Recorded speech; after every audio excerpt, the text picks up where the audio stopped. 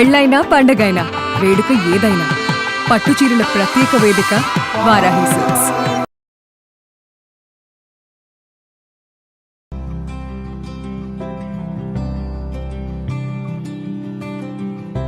Welcome to mom's kitchen. రకరకాల hair oils వాడతామండి. జుట్టు ఊడిపోతుందనో, డాండ్రఫ్ ఉందనో, లేకపోతే పిల్లలకి బాల్ నెరుపుంది, మనకే జుట్టు తొందరగా నెరిసిపోయింది, చాలా ఇబ్బందిగా ఉంటుంది. అయితే రకరకాల నూనెలు చేసుకుంటాం. మందార నూనె, ఉసిరి నూనె ఇంతకుముందు ఒకసారి చేసి చూపించాం. ఇంకొక మంచి పాతకాలపు నూనె ఒకటి చేసి చూపిస్తానండి. సింపులే, జస్ట్ దాని మీద మనకి ఐడియా ఉండాలంతే. ఇదివరకటి రోజుల్లో ఏం చేసేవాళ్ళమంటే ఆవ నూనె తెచ్చి మనకి ఆవాలకి నూనె దొరుకుతుంది. మనం అసలు వాడం దాన్ని, నార్త్ ఇండియన్స్ బాగా వాడతారు. ఈ ఆవ నూనెలో గోరింటాకు రుబ్బి వేసి దాన్ని బాగా మరిగించి ఆ నూనె రాస్తే పిల్లల్లో బాల్ నేర్పిపోతుందని తెచ్చి చేసేవాళ్ళం. కానీ అది మడ్డిగా ఉండి పిల్లలు రాసుకునే వాళ్ళు కాదండి.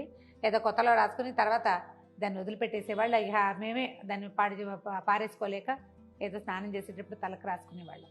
కానీ పిల్లలు రాసుకోవటానికి ఒప్పుకుని మనకు కూడా క్విక్గా డిఫరెన్స్ కనపడేటువంటి మంచి నూనె చెప్తాను. హెయిర్ డార్క్గా అవుతుంది. మామూలుగా కొంచెం రెడిష్ హెయిర్ ఉంటుంది చూడండి, వాళ్ళకి కొంచెం ముదురు రంగు వస్తుంది. పిల్లల్లో బాల నేర్పు ఉంటే ఆ బాల నేర్పు తగ్గుముఖం పడుతుంది. అంటే తెల్లగా ఉన్న స్టాండ్స్ అన్నీ నలుపైపోతాయి అని నేను చెప్పను, కానీ కంటిన్యూస్గా వాడితే ఈ చుట్టుపక్కల ఉన్న జుట్టు అంతా చక్కగా డార్క్గా ఉంటుంది, బాగా నునుపుగా మంచి మెరుపు ఉంటుంది, చాలా బాగుంటుంది.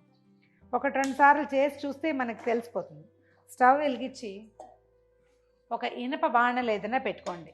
ఇలాంటి పనులు ఏమైనా చేసేటప్పుడు మనం వంటకి వాడే పాత్రలే వాడుకున్నా బాగా శుభ్రంగా ఓసారి తోమి ఆరిపోనిచ్చి మళ్ళీ తోమి అట్లా 3-4 సార్లు తోమేసి అందులో ఉన్న కారము, చింతపండు, రెసిడ్యూస్ ఏమైనా ఉంటే వాటిని పోగొట్టేసుకోవాలి. అవి ఉండనివ్వకుండా చూసుకోండి. లేదా ఈ పనులకు ఏదైనా ఒక ప్రత్యేకంగా హెన్నా కోసం అట్లా అట్ట పెట్టుకుంటాం కదా, అలా ఒక చిన్న పాత్ర పెట్టుకున్నా సరే.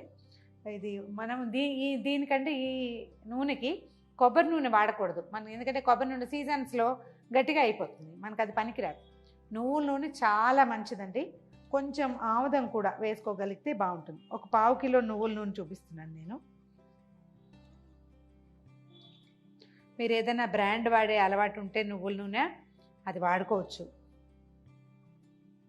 తర్వాత ఏ బ్రాండ్ అలవాటు లేదండి అంటే గానుగు నూనె తెచ్చుకోవచ్చు అండి. పర్ఫెక్ట్ మంచి నువ్వుల నూనె. పప్పు నూనె వాడద్దండి.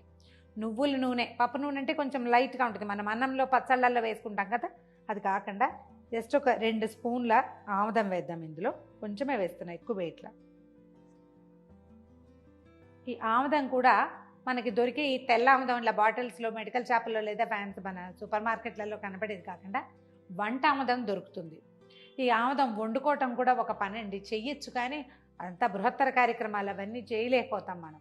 కొంచెం తెచ్చుకున్న ఆముదం చాలా యూస్ఫుల్ అండి. ఎన్ని రకాల వైద్యాలు చేయొచ్చు.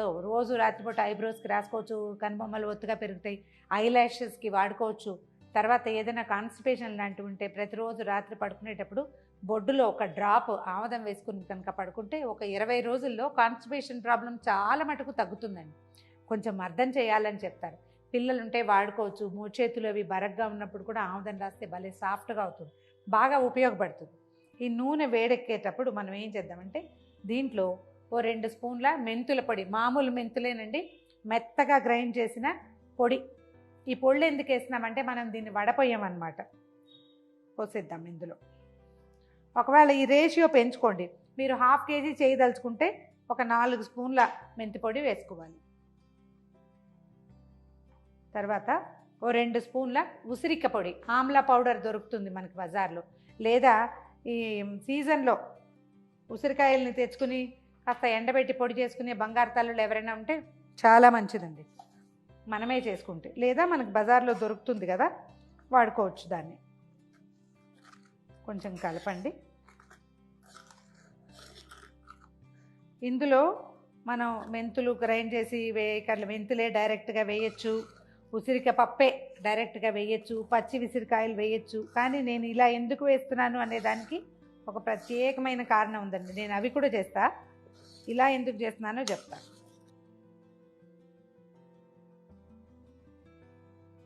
ఇందులోకి మనం 3వ పదార్థం ఏమేస్తామంటే గోరింటాకు పొడి, హెన్నా పౌడర్ మనం వాడుకుంటాం కదా.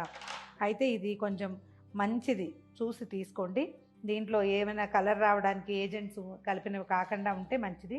నేను మా ఇంట్లో చేసినప్పుడు మాత్రం ఈ వరండాలో తులసి మన ఇది ఒకటి ఉంది, దాన్ని ఏమంటారు, గోరింట చెట్టు, మా అక్కయ్య వాళ్ళ వరండాలో.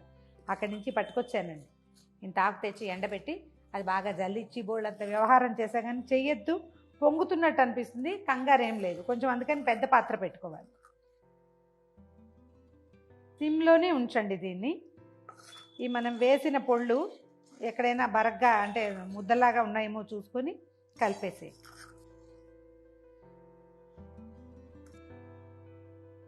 దీన్ని మామూలు మందార నూనెలాగా పొయ్యి మీద వదిలేసి పక్క వెళ్ళిపోకండి, దగ్గర ఉంటే 5 నిమిషాల్లో అయిపోతుంది. ఇలా పొంగు వచ్చినట్టుగా కనబడుతుంది, ఏమీ కంగారు లేదు, నురుగ్గా కనిపిస్తుంది. ఈ గోరింట అవి వేగడానికి కొంచెం సమయం తీసుకుంటాయి అన్నమాట.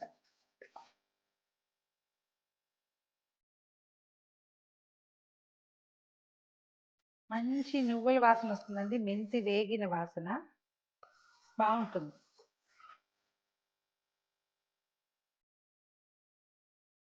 హైలో పెట్టేస్తే మాడు వాసన వస్తుంది, హైలో మాత్రం పెట్టకండి. 8 నుంచి 10 నిమిషాల వరకు దీన్ని స్టవ్ మీద ఉంచితే సరిపోతుంది.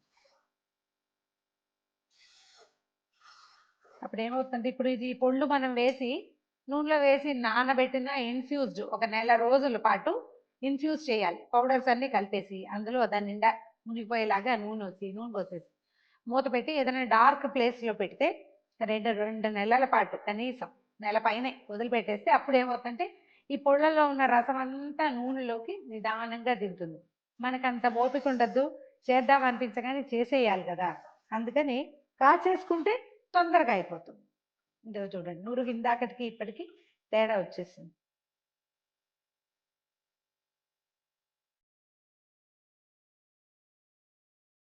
మనం ఈ నురుగుని కదిపినప్పుడు మనకి నూనె జాళ్ళు కనపడాలన్నమాట అడుగున. ఇక చూడండి కనిపిస్తుంది కదా, ఇందాక కనపడలేదు, ఇందాకంతా నురుగుగా ఉంది.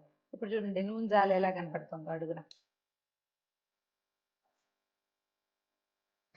అది 12 నిమిషాలు టైం పెట్టుకోండి, సరిపోతుంది.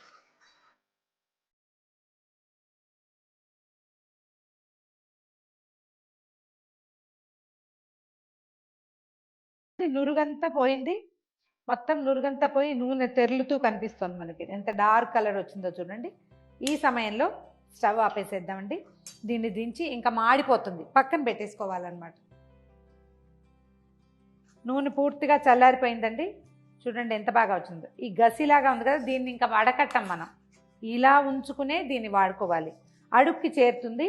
ఈ రాసుకునేటప్పుడు కొంచెం అలాగా, ఇది ఎట్లా అంటే నూనెలో చెయ్యి ముంచి రాసుకోవాలి. మామూలుగా మనం ఏం చేస్తాం, బాటిల్ చేతిలో పోసుకుంటాం, ఈ నూనెకి మాత్రం స్పెషల్. చూడండి ఇందులో పోస్తాను, అప్పుడు మీకు కనిపిస్తుంది క్లియర్గా. మనం కలిపితే మొత్తం అంతా వచ్చేస్తుంది నూనెలోకి, బాగా సెటిల్ అయితే అలా కనపడుతుంది అనమాట, అడుక్కి వెళ్ళిపోయినట్టు.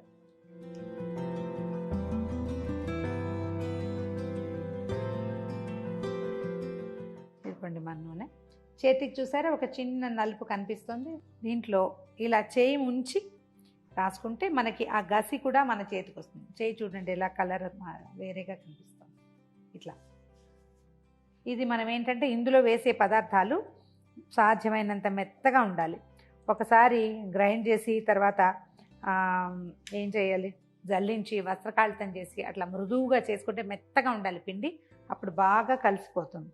ఇదేం లేదు, తల లోపలికి వేళ్ళిపోనిచ్చి బాగా మర్దం చేసేసి ఉంచుకోవచ్చు. ఒకవేళ స్కూల్కి వెళ్ళే పిల్లలు అయితే, నేను ఒక పాపను చూశానండి, అనంతగిరి వెళ్ళినప్పుడు కనిపించారు. తల్లో ఒక పాయ అంతా తెల్లటి పాయ ఉంది, ఒక 13-14 ఇయర్స్ పాప, చిన్నపిల్ల పాప. ఏం చేస్తారు, ఏదో హెన్నా పెట్టి మేనేజ్ చేస్తూ ఉంటారు. ఇలాంటివి ఏమైనా ట్రై చేసి రాయగలిగితే కొంత కలర్ మారటానికి అవకాశం ఉంది, ట్రై చేసి చూడండి. ఇది మనం రోజువారీ పిల్లలు స్కూల్కి వెళ్ళే పిల్లలకి రాయొచ్చు. తక్కువ రాయండి, బాగా ఎక్కువ నూనె రాసేయకుండా కొంచెం లైట్గా రాయటం. ఈ శనాదివారాలు శుక్రవారాలు ఎప్పుడో సెలవులు ఉన్నప్పుడు, పండగల్లో సెలవులు ఉన్నప్పుడు తలస్నానం చేయిస్తాం కదా, అప్పుడు బాగా మర్దం చేసి కొంచెం నూనె ఎక్కువ రాసి 2-3 గంటలు నాననిచ్చి తలస్నానం చేయించండి. కొద్ది రోజుల్లోనే, ఒక 3-4 నెలల్లోనే కలర్ చాలా డార్క్గా అయ్యి కనపడుతుందండి. ఇది కొత్త వంటకం కాదండి, సంవత్సరాల తరబడి మా ఇళ్లలో వాడుతున్న రెసిపీయే. ప్రయత్నం చేసి చూడండి, దీని రిజల్ట్ కూడా నాకు పక్కాగా తెలుసు.